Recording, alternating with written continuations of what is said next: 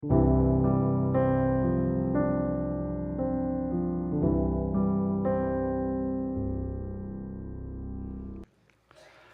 맥추감사주일입니다. 한 해의 절반을 지나면서 그동안 베풀어 주신 하나님의 은혜를 돌아보는 절기입니다. 우리는 농사를 짓지 않기 때문에 맥추감사주일이 조금 낯설게 여겨지지만, 쌀은 농사하지 않지만 우리의 삶은 수확을 거두는 한 해의 절반을 한번 점검해 보는 시간이 되었으면 좋겠다, 이런 생각이 들었습니다. 직장 생활 속에서의 성취, 사업, 또 가정의 안정과 자녀의 성장, 그리고 건강의 회복 등등에 대해서 말입니다. 또 내일 모레 글피 7월 9일은 우리 교회의 53번째 창립 설립 기념 주간입니다. 그래서 오늘 교회 설립일 찬양을 오후 예배 시간에 준비해, 여러분 많이 오세요. 아주 외부에서도 귀한 장로의 합창단도 오시고, 또 우리 교회 찬양팀이 많이 계시는데 찬양도 있고 너무 좋습니다.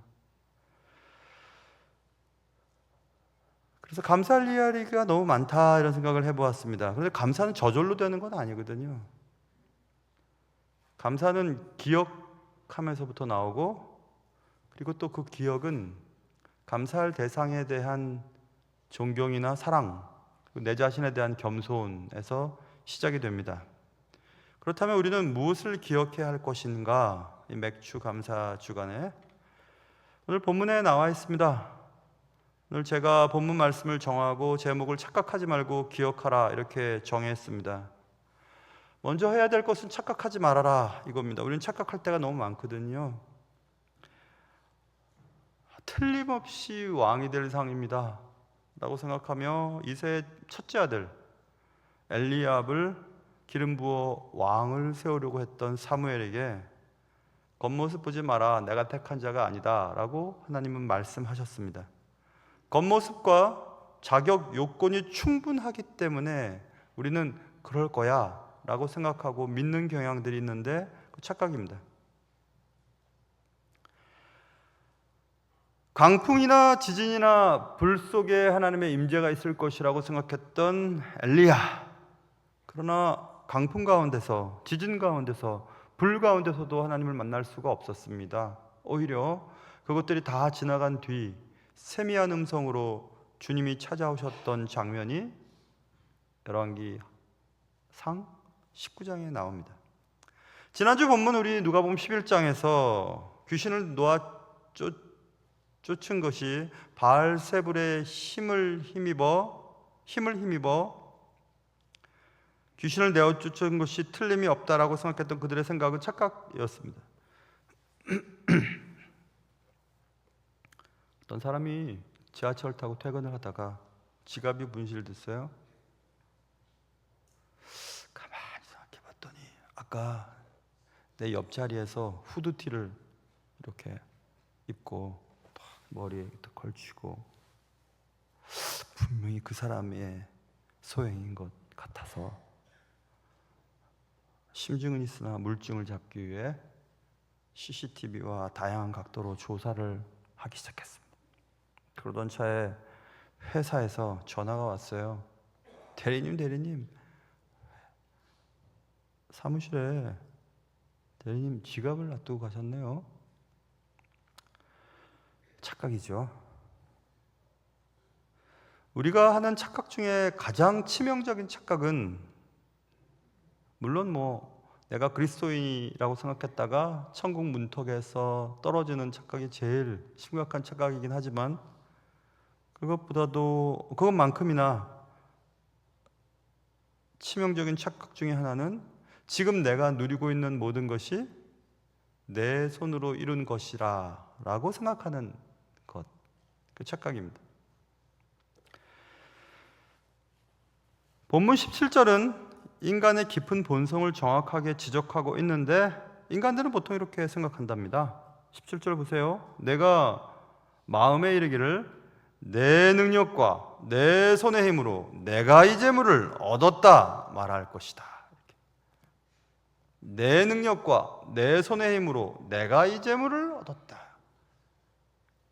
재물을 얻은 이유는 내 능력과 내 손의 힘, 내가 한 것이다. 이렇게 얘기합니다. 그 재물이라고 하는 것에 재물을 빼고 다른 것을 넣어도 되겠죠. 내 능력과 내 손의 힘으로 내가 우리 집 아이들을 저 학교에 합격시켰어. 내 능력과 내 손의 힘으로 내가 이 사업을 이렇게 성장하게 만들었지. 내 능력과 내 손의 힘으로 내가 내 건강을 잘 유지해서 사람들이 나보고 동안이라고 하지. 어느 정도는 사실일 수는 있으나 그러나 분명한 것은 하나님이 도와주시지 않았다면 재물이나 사업이나 직장이나 자녀나 건강이나 그 모든 것이 좋은 결과가 될 수 없었다는 사실을 우리는 잊어버릴 때가 많습니다. 누가복음 12장에 어떤 부자가 야, 창고가 너무 좁은데 창고를 헐고 크게 짓자. 그리고 여기에 양식을 잔뜩 쌓아놓고 천년만년 살자라고 얘기하던 부자에게 하나님 말씀하십니다. 오늘 내 영혼을 내가 도로 찾으면 이 모든 게 누구 것 되겠냐라고 말씀을 하셨습니다. 여러분, 우리는 성공이 쌓일수록 오해도 쌓이는 것 같습니다. 뭐가 잘 되면 계속 내가 잘해서 된 것처럼 느끼게 되거든요. 아, 그래, 이 정도는 내가 잘해서 된 게 틀림없지 뭐. 내가 얼마나 노력했는데, 내가 얼마나 애를 썼었는데, 그러니까 이런 결과가 온 거야. 그런데 이런 말은, 이런 생각은, 이런 태도는 하나님의 은혜를 망각한 착각입니다. 바벨탑이 무너진 사건이 성경에 써 있습니다. 아이, 탑이 무너졌어? 건축 자재가 문제가 있었나 보지. 아니, 자연재해 때문인가? 아, 기초공사가 잘못됐나? 뭐가 문제가 있었겠지. 탑이 너무 높았나? 근데 성경은 말합니다. 성과 대를 쌓아 대 꼭대기를 하늘에 닿게 하여 우리 이름을 내고 온 지면에 흩어짐을 면하게 하자라고 하였더니 바벨탑 사건, 무너짐 사건 나오거든요, 뒤에. 그러니까 결국 바벨탑이 무너진 것은 교만이라고 하는 착각이 바벨탑을 무너뜨렸다는 것을 알 수 있습니다. 착각하지 말아야 합니다. 한 해의 절반 동안 여러분들이 이룬 것이 있으실 것입니다. 내가 잘해서 된 것이라고 착각하지 마시기 바랍니다. 지금 누리고 있는 이 모든 것이 내 손으로 이룬 것이라고 착각하는 순간 위험합니다. 지난주 수요일 날 새벽 예배 본문이 시편 86편이었는데 시편 86편 설교를 하면서 14절에 있는 말씀을 제가 살짝 말씀드렸는데 14절에는 시편 86편 14절입니다. 교만한 자와 포악한 자들의 행태가 나오는데 교만한 자들과 포악한 자들이 누군가? 그것은 자기 앞에 줄을 두지 아니하는 자다 이렇게 써 있어요. 교만한 자는 자기가 주님보다 앞장서는 겁니다. 그럼 겸손한 자는 내 삶의 모든 앞길에 주님을 앞에 앞장 세우는 것이 겸손한 자라. 그 얘기를 지난주 수요일 새벽 예배 때 했습니다. 그래서 오늘 본문 다시 돌아가 보면 본문에서 몇 절만 위로 올라가 보면 14절에 내 마음이 교만하여 내 하나님 여호와를 잊어버릴까 염려하노라. 교만이 왜 위험한가? 주님을 앞장 세우지 않고 주님을 뒤로 던져버리니까 주님을 잊어버린다는 겁니다. 주님을 잊어버리니까 주님 없이 살다가 인생이 망해버린다는 것을 말하고 있거든요. 교만한 자가 제일 먼저 넘어진다고 성경에 써 있습니다. 이 모든 것이 내 힘으로 성취하는 것이야 라고 착각하는 순간 하나님을 잊게 되고 하나님을 잊어버리는 순간 우리는 망하게 되기 때문에 그렇습니다. 그래서 착각하지 말아라 이렇게 제가 제목을 달아놓고 그럼 뭐 해야 되는데요? 기억하라 이렇게 제목을 달았습니다. 모든 능력의 근원은 하나님이셨습니다. 여러분이 돈을 벌 수 있는 능력도, 공부할 수 있는 능력도, 자녀들을 돌볼 수 있는 능력도, 뭐 노래를 할 수 있는 능력도 뭐든지 다 하나님의 은혜로, 하나님의 능력의 근원으로부터 나온 결과였다는 사실을 분명히 기억하라 이겁니다. 그래서 오늘 본문에 18절에서 내 하나님 여호와를 기억하라, 그가 내게 재물 얻을 능력을 주셨다 이렇게 되어 있잖아요. 17절에는 내가 이 재물을 얻었다, 내 능력과 내 손의 힘으로 얻었다 말했는데 아니다, 그거 아니다. 하나님이 내게 그런 것을 얻을 수 있는 능력을 주셨기 때문이다 라고 성경은 분명히 말씀하고 있습니다.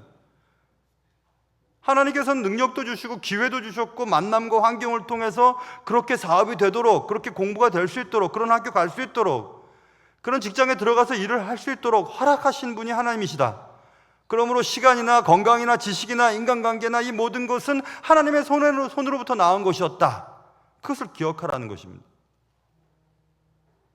삶의 중심에 하나님을 두는 것, 하나님을 앞세우는 것, 그리고 하나님의 뜻을 따라 살아가는 것, 그렇게 매 순간 우선순위를 하나님께 두며 살아가라 이렇게 말씀하고 있습니다. 그래서 맥주감사주일은 전반기의 성과에 대한 감사를 주께 올려드리는 계절이기도 합니다. 지금 누리고 있는, 내가 소유하고 있는 모든 것이 내 손으로 이룬 것이 아니라 하나님의 은혜의 결과였음을 기억하라. 그 은혜의 근원이 하나님이었음을 기억하라. 이렇게 성경은 말씀하고 있습니다. 그럼 어떻게 해야 되는데요? 신명기 4장 10절에서 하나님께서 말씀하십니다. 백성들을 모아라. 그리고 백성들에게 그들이 살아가 있는 동안, 세상에 사는 날 동안 나 경외함을 배우게 하며 그 자녀에게 가르치게 하려 하노라 이렇게 말씀하시면서 계속 가르치라고 얘기하고 있어요. 가르치고 배워라. 잊을만 하면 다시 배우고 잊지 않도록 배워야 한다라고 말씀하고 있습니다. 몇 년 전부터 기도하고 있던 것들이 있었어요. 하나님, 우리 교회의 어떤 방향, 영적인 흐름, 성숙, 성장이 아니라 성숙에 대한 기도를 하면서 제 마음속에 계속 와닿는 것이 있었거든요. 그것은 육부 예배 만드는 것이었어요. 우리 교회 육부 예배.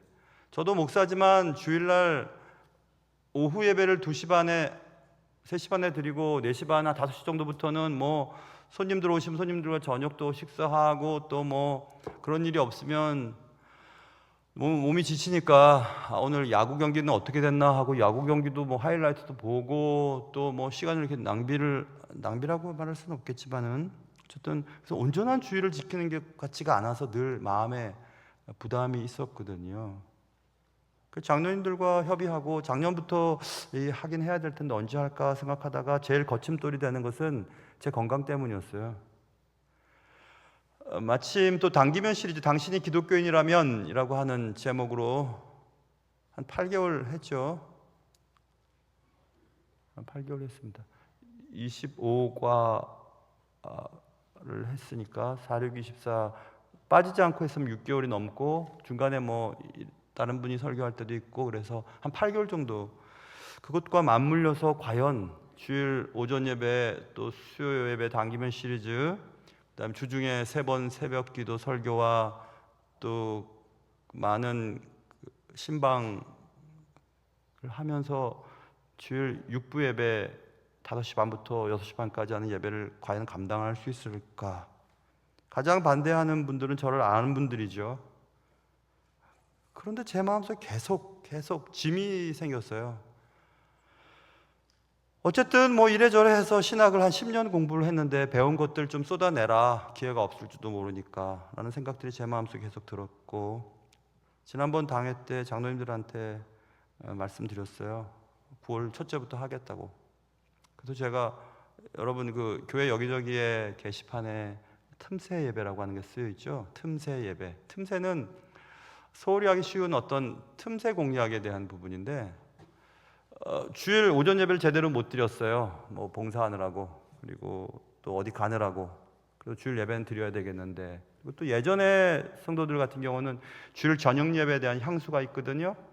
교회 한 5시, 6시 되면 교회 종소리가 땡땡 울리면 저녁 예배 시간이구나 하고 교회 갔던 길을 생각해 보세요. 그때는 온전하게 주일을 지켰거든요. 그리고 아이들 때문에 예배를 못 드리는 젊은 부부들, 이제 부모님들께 애들 좀 맡겨놓고 진짜 제대로 된 예배 한번 드려봐야 되겠다. 그리고 또 다른 생각은, 신학이 약하면 신앙이 희한합니다. 그 신학이 굉장히 중요하거든요. 신학. 근데 신학 없이 교회 생활만 오래 한 사람들은 굉장히 신앙이 이상해지는 경우들을 많이 제가 봤거든요. 그래서 신학을 따로 공부할 수는 없으니 교회에서 신학 공부를 시켜주면 참 좋겠다라고 하는 분들에 대한 틈새 공략. 그래서 육부 예배는 CS는 충신의 CS죠. Come and see, 와서 보라라고 하는 CS이기도 합니다. CS 바이블 컬리지라고 이름을 정했어요. 충신교회 성경학교죠. 바이블 컬리지라고 제목을 달아놓고 9월 첫째부터 하려고 합니다. 뭐 자유롭습니다, 여러분. 뭐 꼭 내가 중직자니까 오후 예배, 저녁 예배, 육부 예배 참석해야 되나? 내가 교육자니까 목사님이 육부 예배 설교하시는데 내가 집에도 못 가고 이게 뭐야? 그렇게 할 마음으로 참석하지 마시고 정말 하나님의 말씀, 그리고 신학, 그리고 주일을 온전하게 보내고 싶은 분들은 한번 도전해 보세요. 강의안도 드릴 거고, 그리고 저도 그동안 공부했던 것들 농축해서 언제가 될지 모르지만 쭉 한번 해보려고 합니다.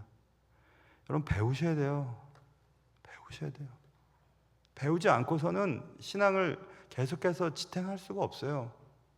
다 아시는 것 같지만 딱 보면 압니다. 신학이 없구나. 종교 활동에만 익숙하구나.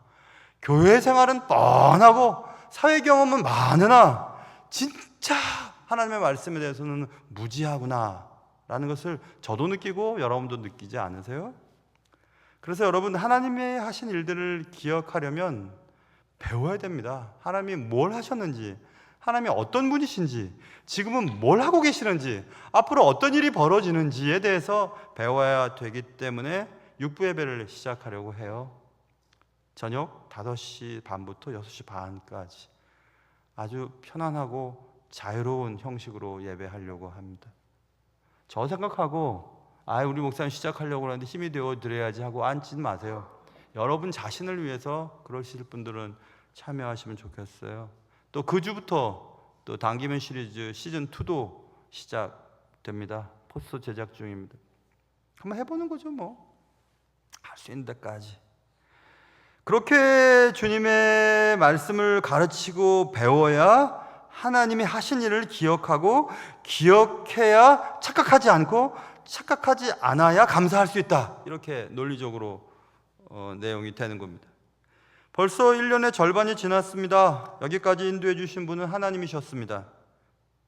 직장의 자리나 사업의 형편도, 가정의 평안도, 자녀의 성장도 하나님의 도우심이었습니다.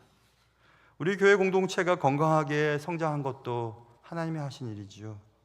하나님의 섬세한 은혜의 결과였습니다. 우리는 착각하지 말고 기억해야 합니다. 호세아서 2장 8절에 곡식과 새 포도주와 기름은 내가 저에게 준 것이요 저희가 바알을 위하여 쓴 은과 금도 내가 저에게 더하여 준 것이오늘 저가 알지 못하도다 이렇게 되어 있습니다. 호세아 선지자를 통해서 주님이 너무 안타까워하세요. 너희들 지금 먹고 살고 자고 먹는 이 모든 거, 입고 쓰는 이 모든 거 어디서 왔는지 아냐? 내가 준 거야. 니들이 바알에게 던져진, 지금 말하면 그 귀한 하나님이 주신 능력으로 돈을 벌고 시간이 나서 건강을 유지했는데 그거 가지고 쓸데없는 일, 뭐 쓸데없는 일이 여러 가지가 있겠지만 그냥 뭐 술을 막 진탕 먹으면서 돌아다니거나 뭐 노름을 하거나 그렇게 바알이라고 생각하는 하나님 이외의 것들에 막 그렇게 던져지고 소비하고 사용하고 했던 그 모든 건강과 돈도 어디서 왔는지 아냐? 내가 준 거야. 이렇게 주님 말씀하세요. 이 모든 것이 하나님의 손으로부터 왔다는 사실을 잊으니까 우리는 그것을 다른 데 쓰고 또 내 거라고 생각해서 놓으려고 하지를 않습니다. 여러분, 부자들이 더 고약한 구두쇠인 경우들이 제가 보니까 많은 것 같아요. 저분은 분명히 좀 여유가 있는데 제가 지금까지 16년 동안 사역하면서 한 번도 제대로 그 재물을 흘려보냈다고 내가 본 적이 없어요. 물론 다른 데 하는지도 모르겠으나. 그래서 정말 사는 게 힘이 들지만 하나님 앞에 작은 것이라도 드릴 줄 알았던 많은 분들을 통해서 교회가 많은 일을 해왔다는 사실도 알 수 있습니다. 이름 때문에 웃긴 경우들도 많지만 미국 사람들도 이름이 웃긴 경우들이 있어요. 롱맨이에요. 길다란 남자예요. 롱맨, 트럼퍼 롱맨이에요. 길다란 남자니까 키가 커야 될 텐데 키가 저희만 하거든요. 미국 사람이니까. 그래서 우리가 야, 키다리 아저씨인데 키가 왜 저리 작아? 막 이렇게 얘기를 했던 기억이 나는데, 트럼퍼 롱맨 교수님이 쓴 글에서 At the heart of what it means to be a Christian 이렇게 되어 있어요. 감사는 그리스도인이 된다는 것의 핵심이다 이렇게 얘기했어요. 그리스도인이 된다는 게 뭔데? 그리스도인이 된다는 것은 감사하기 시작했다는 거야. 감사할 줄 아는 게 크리스찬이다. 그 얘기를 어디서 나왔냐면 명제를 딱 주어줬거든요. Healthy Christians, 그러니까 건강한 그리스도인, are thankful Christians. 그러니까 건강한 기독교인은 누군가? 감사하는 기독교인이지. 이렇게. 감사할 줄 모르면 기독교인이 아닙니다. 아닌 겁니다. 어떻게 하나님이 주신 것을 가지고 감사할 줄 모르겠어요. 그래서 맥주 감사주일은 우리는 다짐을 해야 합니다. 주님, 저의 손이 아니라, 저의 능력이 아니라, 저의 애씀이 아니라 모든 것이 하나님이 내게 맡기시고 주신 선물입니다. 이렇게 고백을 해야 되는 겁니다. 그래서 앞으로도 하나님을 기억하는 삶을 살겠습니다. 내 삶에 다시 하나님을 중심으로 모시겠습니다. 감사하는 말만 하지 아니하고 감사하는 삶을 살겠습니다. 감사하는 삶은 여러분이 가지고 있는 것이 어디서 왔는지, 여러분의 노력에 의해서가 아니라 누군가에게 주어졌다는 사실을 아는 순간 그것들을 나누기가 매우 수월해집니다. 원래 내게 아니었는데. 우리는 그리스도인이 되었다면 시간과 물질을 하나님께 드리는 것이 매우 수월해야 하고, 또 하나님이 내게 맡기신 시간과 재물을 사용해서 내 주위에 있는 가난하고 나의 필요를 요구하는 사람들에게 그것을 나눠줄 줄 아는 일이 매우 자연스러워야 되는 겁니다.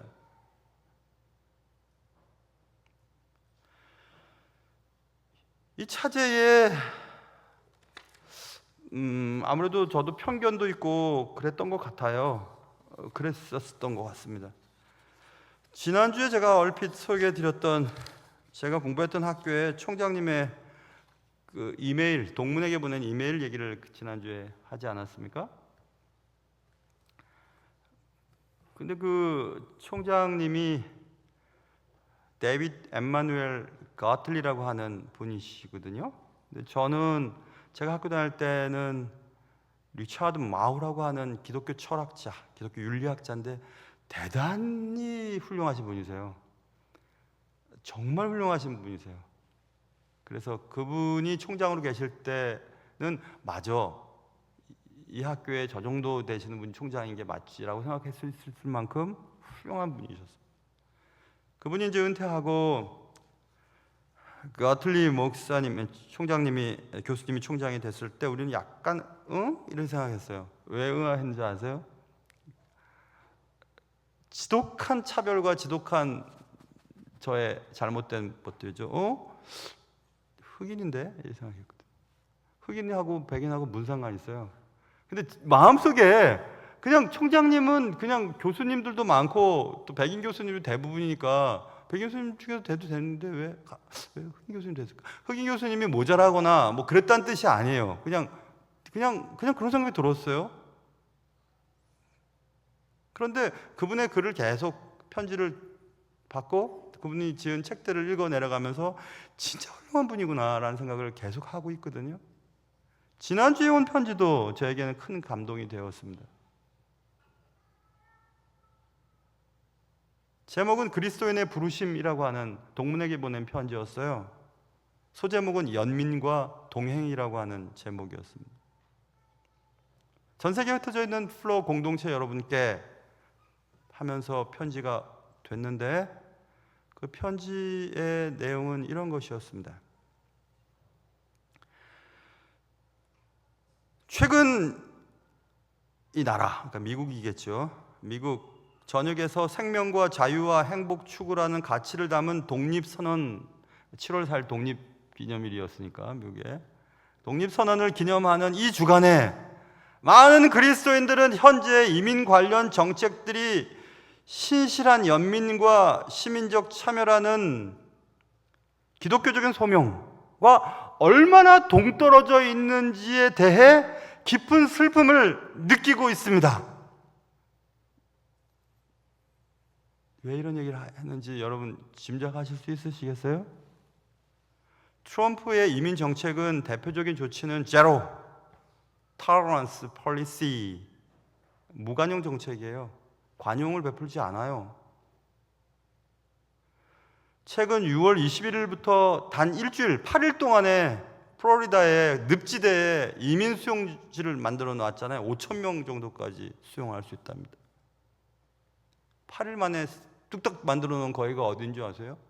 늪지대인데 악어가 비단뱀이 들끓는 곳이라고 여러분 지면상에서 들으셨죠?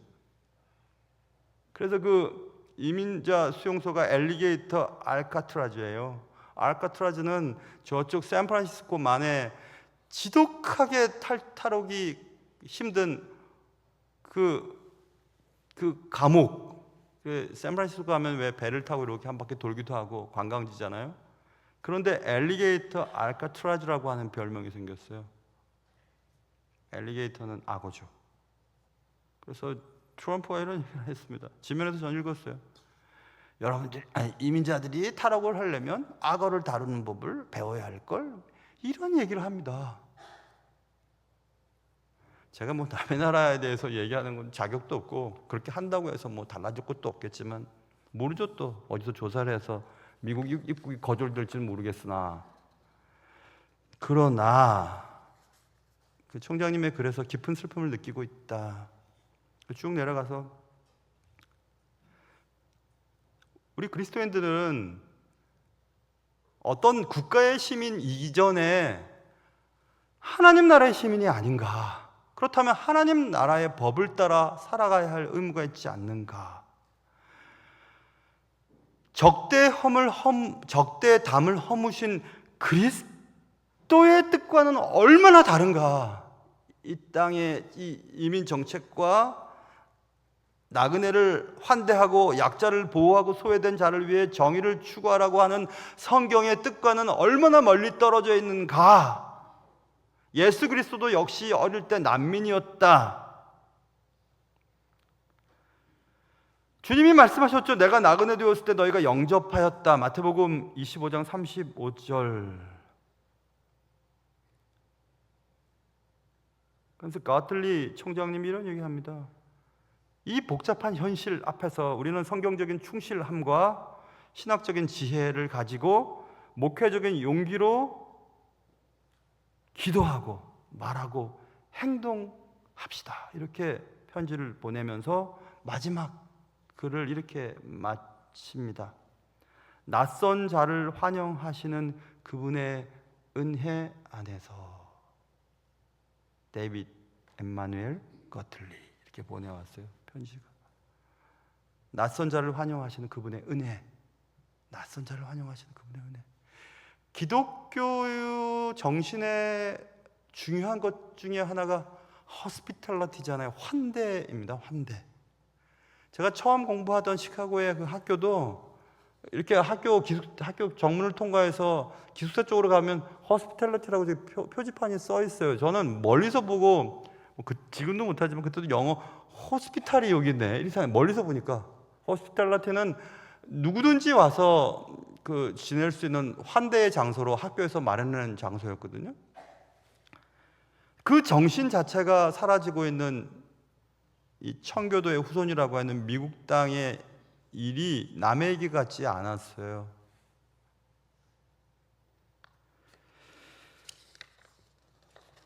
왜냐하면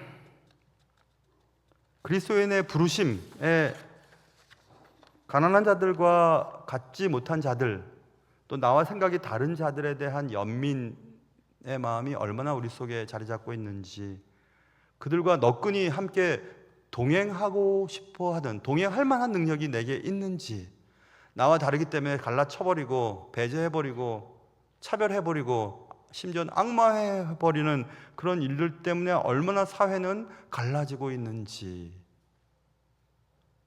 그래서 미국뿐만 아니라 그리스도인이라고 하는 교회 공동체 내에도 깊은 슬픔 속에 잠길 때가 참 많습니다. 세상도 그렇게 하는데 예수 믿는 사람들이 그렇게 해? 라고 하는 것들 때문에 말이에요.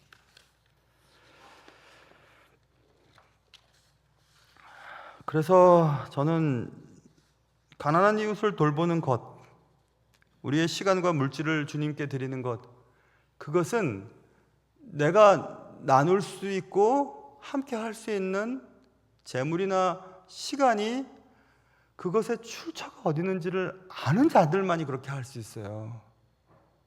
내 힘으로, 내 손의 능력으로 내가 재물을 모았어 라고 하는 자들은 절대 이렇게 할 수 없습니다. 아까워서 어떻게 합니까? 설렁탕 한 그릇도 못 삽니다. 그런 사람들은 절대 못 씁니다. 그런데 어떻게 교회를 위해서, 선교를 위해서, 장학을 위해서, 가난한 자들을 위해서, 공부 못한 학생들을 위해서 어떻게 내 것들을 나눌 수 있겠어요? 못합니다. 절대 못합니다. 그럼 저는 생각합니다. 그렇게 사시다가 가십시오. 그렇게 생각합니다. 그리스도인의 마음, 그리스도의 정신과 상관없이 살아가면서 우리는 그리스도인이라고 말할 수 없어요.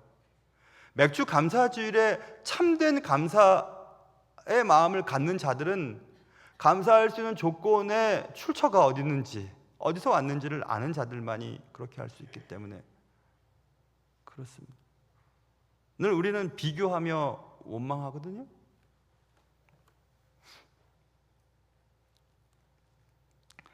부모가 되어서 슬플 때가 언제인 줄 여러분 한번 생각해 보세요. 부모가 되어서 슬플 때는 자녀들이 자기 부모와 다른 부모를 비교할 때예요.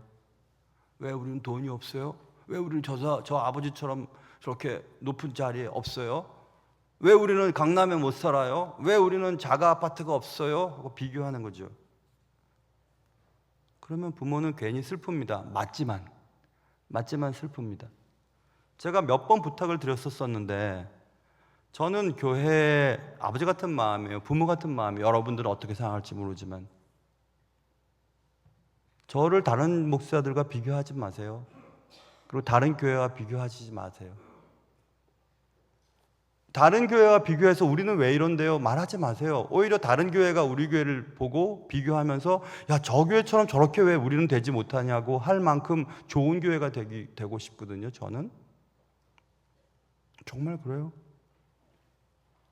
우리 교회 많은 장점들 가운데 교육자들이 많은 게 장점이에요.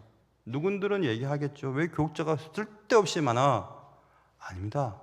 정말 좋은 교회이기 때문에 좋은 교육을 할 수 있기 위해서 교육자들이 세분화되어서 또 그 일에 장로님들과 제 마음이 딱 맞기 때문에 교육에 많이 투자하고 그렇게 하는 겁니다.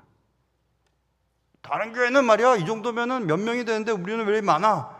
다른 교회가 우리를 보고 본받아야 되는 거예요. 아, 그렇지. 교회 투자를 위해서 저렇게 투자하는 저런 교회가 되어야지. 그렇게 돼야 되는데 반대가 된다면 그 슬픈 일 아니겠어요?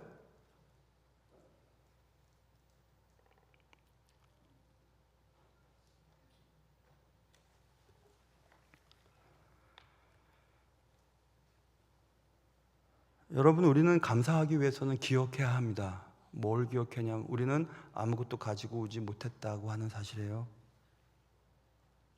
그리고 그런 것을 기억하면 우리는 좀 전에 내가 내 마음에 내 능력과 내 손의 힘으로 내가 이 재물을 얻었다라고 말하지만 18절에 넘어가 보면 여호와를 기억하는 순간 이 모든 재물을 얻을 능력을 하나님으로부터 받았다는 사실로 바뀌어버립니다.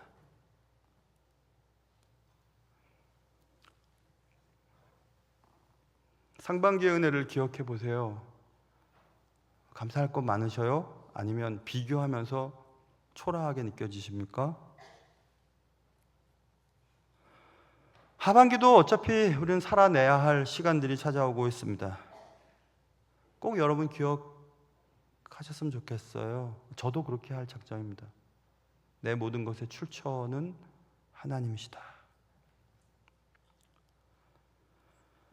착각하지 말고 기억하면서 감사하면서 이 계절을 보내시고 또 한 해를 마칠 때 또 감사하면서 한 해를 마칠 수 있는 그런 은혜가 여러분과 저의 삶 속에 있기를 주님의 이름으로 축원합니다. 기도하겠습니다. 하나님 아버지, 아무것도 가지고 오지 않았던 내가 이만큼 먹고 살고 입고 지내는데 무엇이 부족해서 우리는 또 비교하며 때로 비교당하여 마음이 씁쓸하기도 하고 비교해서 우위를 점하면 교만하여 내가 잘해서 그렇지, 내가 저 사람보다 낫지, 우리 아이가 저 아이보다 낫지, 그래도 내 형편이 더 훨씬 낫지 라고 교만에 빠집니까? 착각하지 않게 하시고 이 모든 것이 하나님의 은혜의 결과였음을 기억하며 주님께 나아가는 저희들 되게 도와주시옵소서. 귀하신 예수님의 이름으로 기도합니다.